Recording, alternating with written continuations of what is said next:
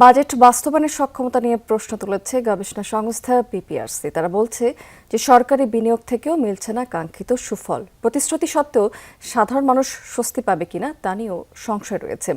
অর্থনীতিবিদ এবং ব্যবসায়ী নেতারা বলেছেন যে বাস্তবসম্মত রোডম্যাপ ছাড়া রাজস্ব আয়ের লক্ষ্যমাত্রা কাগজে স্বপ্ন হয়ে থাকবে। রেইনবো অ্যাক্রোপ্লাস্টে অ্যাক্রিলিক এমালশন থাকায় মুছে ফেলা যায় যে কোনো দাগ সহজেই। Rainbow Paints. জাতীয় সংসদে পেশকৃত 9,38,000 কোটি টাকার বিশাল বাজেট প্রস্তাবনা নিয়ে জাতীয় সংসদ ও সংসদের বাইরে চলছে পর্যালোচনা। গবেষণা সংস্থা পিপিআরসি আয়োজিত বাজেট বিষয়ক আলোচনা সভায় বাস্তবায়ন নিয়ে সংশয় প্রকাশ করেছেন অর্থনীতিবিদ, গবেষক ও ব্যবসায়ী নেতারা।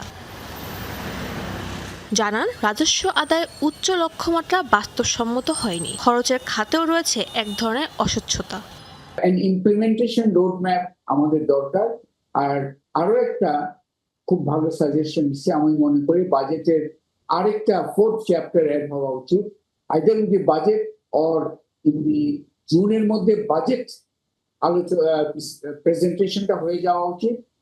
জুলাইতে এখন আগামী বছর থেকে আশা করি ইমপ্লিমেন্টেশন রোডম্যাপ এবং একটা 3 monthly progress monitoring on outcome indicators বাস্তবায়নের জন্য স্বচ্ছ পথ নকশার তৈরির তাগিদ দিলেন বিশ্লেষকরা। বললেন, সংস্কারের পাশাপাশি সরকারি খরচে অপচয় রোধ করতে হবে, ভাবতে হবে অপ্রয়োজনীয় প্রতিষ্ঠান বন্ধের কথাও।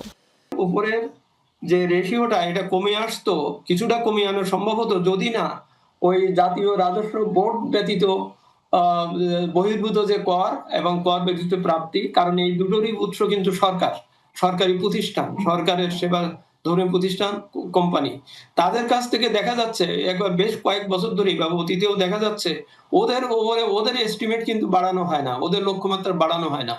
ব্যবসা সহজ করতে নানান সুযোগ সুবিধার ঘোষণাকে স্বাগত জানিয়েছেন ব্যবসায়ী নেতারা। জানালেন, আমলাতান্ত্রিক জটিলতা আর জ্বালানির সংকট মিলিয়ে বিনিয়োগে এক ধরনের স্থবিরতা তৈরি হয়েছে।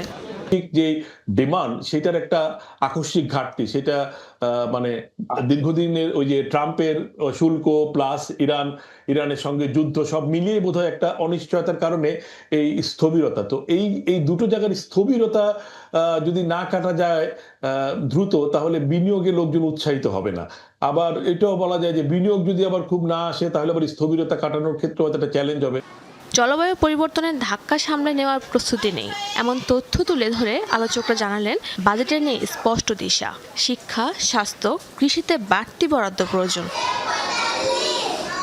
শাজদিন অন্তরা, যমুনা নিউজ, ঢাকা।